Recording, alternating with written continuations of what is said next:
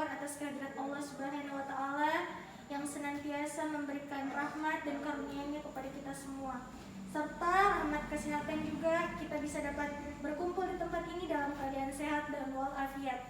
Dan juga saya berterima kasih kepada Bapak Ibu sekalian yang sudah menyempatkan waktunya untuk hadir di tempat ini untuk sama-sama mendengarkan sosialisasi tentang bahaya merokok. Dan juga mungkin Bapak Ibu punya aktivitas di luar yang tak kalah penting, tetapi masih bisa sempat atau meluangkan waktunya untuk hadir di tempat ini. Selanjutnya kita haturkan salawat serta salam kepada junjungan kita Nabi besar Muhammad SAW yang sudah membawa kita dari alam kegelapan menuju alam yang terang benderang seperti saat sekarang ini. Baik Bapak Ibu, perkenalkan saya Fitra Amalia. Jadi di sini saya akan melakukan sosialisasi tentang bahaya merokok. Jadi mungkin Bapak Ibu sudah tahu semuanya apa itu rokok, bagaimana bentuk dan jenisnya, bahkan mungkin di antara Bapak Ibu sekalian sedang menggunakannya. Nah, jadi rokok itu adalah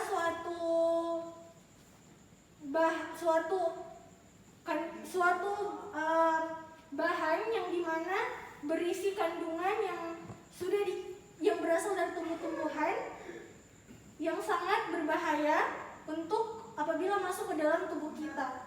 Nah, jadi Bapak Ibu, untuk kandungan-kandungan dari rokok itu terdiri dari hidrogen cyanida, tar, nikotin, dan juga karbon monoksida. Apakah Bapak Ibu sudah tahu apa-apa saja kandungan dari rokok atau hanya menggunakan saja tanpa tahu kandungannya?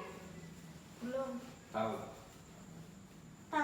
Nah, jadi untuk kandungan-kandungan dari rokok itu apabila dia masuk di dalam tubuh kita maka akan menyebabkan suatu patomekanisme yang membuat tubuh kita seperti contohnya hidrogen cyanida. Nah, itu yang nantinya apabila masuk di dalam tubuh kita itu akan melemahkan paru-paru dan juga bisa kelelahan dan juga bisa menyebabkan sakit kepala dan juga mual. Tetapi itu tidak semua bisa dirasakan setiap orang. Bermacam-macam orang mungkin akan merasakan gejalanya. Nah, kemudian tar, kandungan dari rokok yaitu tar itu bisa menyebabkan batuk dan juga sesak napas. Adapun nikotin. Nah, nikotin itu apabila dia masuk di dalam tubuh, beredar di peredaran darah kita, itu bisa menyebabkan jantung berdebar-debar dan juga meningkatkan tekanan darah kita. Kemudian karbon monoksida. Karbon monoksida itu dia berpengaruh terhadap proses pernapasan kita dan juga pembuluh darah kita.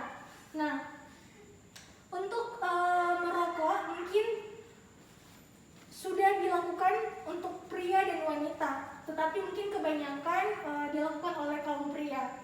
Tetapi kaum wanita juga tidak bisa dipungkiri, entah itu karena alasan apa kenapa dia merokok, alasan karena mungkin depresi atau hanya mau coba-coba atau karena di era sekarang mau gaul atau apa, kita tidak tahu, dia juga sudah melakukan atau mengkonsumsi menggunakan rokok.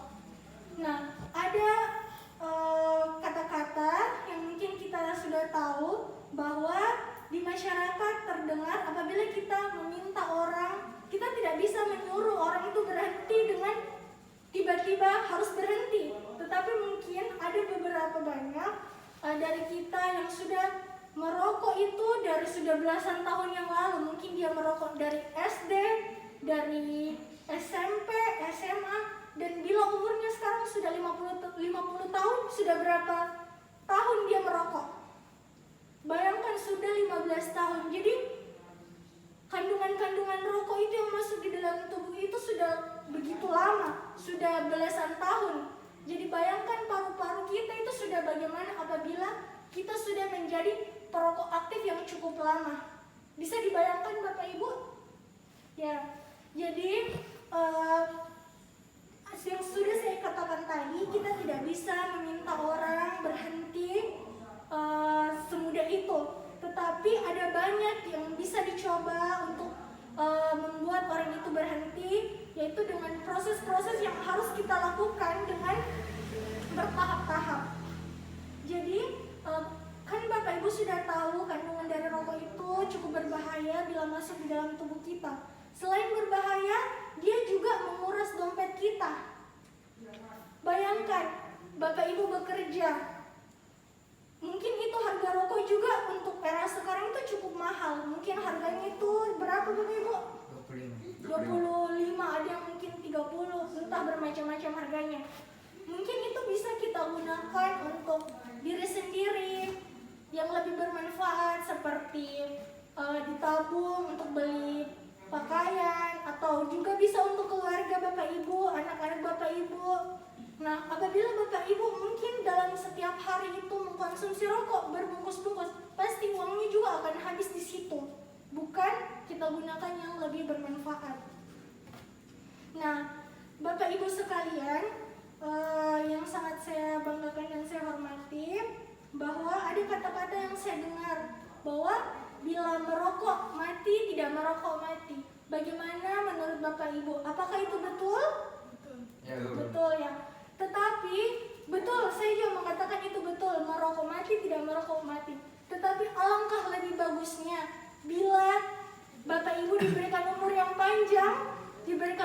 panjang, masih bisa hidup dalam usia 60 tahun, 70 tahun. Nah, apabila Bapak Ibu tidak merokok, kita bandingkan orang yang merokok dan tidak merokok, pasti akan memiliki dampak di hari tuanya, kan? Karena orang yang tidak merokok pasti paru-parunya juga akan berdampak sehat, bagus. Nah, bila merokok yang sudah lama, pasti bila di hari tuanya dia akan merasakan efek dari merokok tersebut. Pasti paru-parunya sudah kotor, sudah masuk, dipenuhi, darahnya sudah meningkat karbon dioksida. Karena pasti orang perokok itu beda darah sama orang yang tidak merokok, karena sudah masuk zat-zat kandungan yang berisi dari rokok itu. Apalagi kandungan dari rokok itu kan dia terbuat dari tembakau. Tembakau itu kan dia lebih banyak mudaratnya karena dia merusak apabila dia masuk di dalam tubuh kita.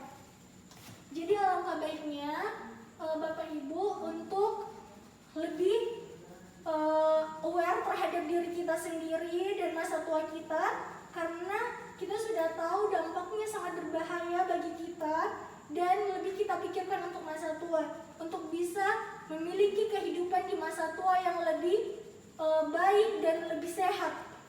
Dan bila di masa tua Bapak Ibu bisa memiliki hidup dan kehidupan yang baik. Insya Allah semoga itu di luar dari penyakit-penyakit yang tidak disebabkan karena rokok. Nah, itu kita juga berdoa semoga kita diberikan kesehatan sampai di masa tua. Nah, bagaimana Bapak Ibu? Mungkin ada yang mau ditanyakan dari sesi penjelasan yang tadi? Saya mau bertanya. Iya, perkenalkan. Iya. Assalamualaikum warahmatullahi wabarakatuh. Waalaikumsalam warahmatullahi wabarakatuh. Nama saya Fatu Ibnu, asal Polman. Iya. Mau bertanya, Bu, Iya. bagaimana cara untuk berhenti merokok? Oh iya. Solusinya, kalau bisa kita kasih tahu. Iya. Terima kasih. Jadi saya mau tanya, ini Bapak Ibu adalah perokok aktif? Iya, belum. Perokok aktif sudah berkeluarga? Belum ya. Jadi sekarang usianya berapa Pak? Sudah 20. 20 tahun. Awal mulai merokok dari 7 tahun yang lalu. 7 tahun yang lalu. Jadi Bapak Ibu ini dari 7 tahun yang lalu sampai sekarang masih menjadi perokok aktif. Iya. Dan apakah Bapak ini sudah punya niat saja dulu, punya niat untuk berhenti, atau masih mau untuk merokok setelah kedepannya? Punya niat. Punya niat. Ya, untuk bagi para perokok, kita harus tanamkan dulu niat. Untuk proses-prosesnya itu nanti akan dibantu. Pertama, kita harus punya dukungan dari keluarga. Jelaslah kalau kita seorang perokok, pasti orang tua, saudara, pasti akan akan mendapatkan juga dampaknya sebagai perokok pasif. Nah, itu kan hanya perokok aktif saja, tetapi bisa juga berpengaruh kepada keluarga yang ada di rumah. Jadi keluarga juga itu harus mendukung sepenuhnya Bapak Ibu untuk berhenti merokok. Kemudian Bapak juga harus melakukan aktivitas-aktivitas yang bermanfaat seperti berolahraga, beraktivitas. Apabila Bapak Ibu yang tadinya merokok bisa digantikan dengan mengemil, karena pastikan kita juga susah untuk meminta orang berhenti semudah itu. Selanjutnya, Bapak juga bisa melakukan konsultasi dengan dokter. Jadi nanti dokter akan memberikan saran-saran, bimbingan, konseling tahap demi tahap yang sampai nanti Bapak Ibu ada di titik berhenti sepenuhnya untuk merokok. Selanjutnya, Bapak Ibu harus memiliki tekad dan niat untuk berhenti terlebih dahulu. Apabila tidak punya niat dan tekad, maka prosedur atau langkah yang untuk berhenti merokok itu sangat susah untuk dijalankan. Dan harus punya pengetahuan bahwa rokok itu sangat berbahaya di dalam tubuh kita, dan kita juga lebih bisa berpikir positif bahwa uang yang seharusnya tidak dibelikan rokok itu, uang yang dibelikan rokok itu bisa kita berikan kepada keluarga, kita berikan kepada orang tua, atau untuk belanja diri sendiri, dan tubuh juga menjadi lebih sehat. Mungkin itu adalah tips-tips bagi orang yang mau berhenti merokok. Sudah tidak ada yang mau ditanyakan?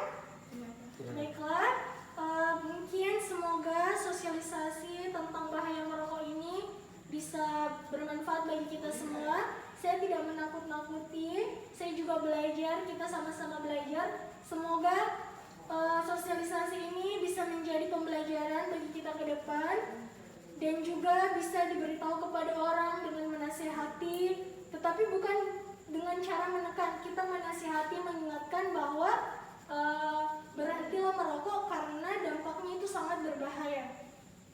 Mungkin hanya itu Bapak Ibu sekalian, terima kasih banyak atas waktunya.